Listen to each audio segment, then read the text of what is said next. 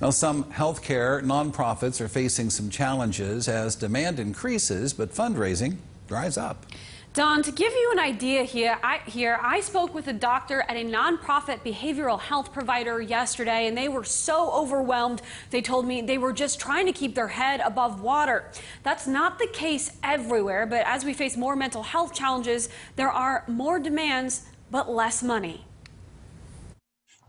If you just feel like you can't go on, like the weight of the world is on your shoulders and you don't know where to turn. Safe havens, a soft place to fall, an ear to listen, maybe even a place to work. If you want to be an essential,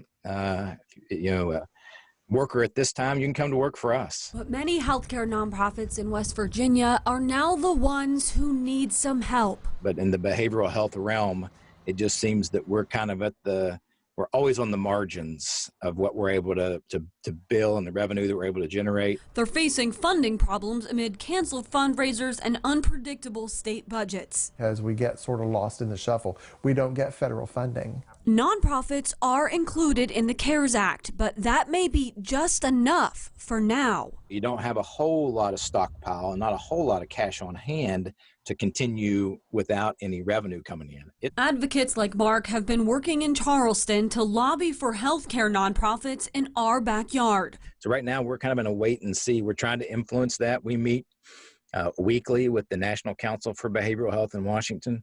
In the meantime, the call for help is also coming from close to home. Consider in the next round of funding carving out something specifically for the nonprofit free clinics. The burden for these nonprofits made even heavier. When will I get to go back to work? Will I have enough to keep the lights on or feed my family? As an already vulnerable population needs help now more than ever. So we are dealing with the working poor. That's who we take care of.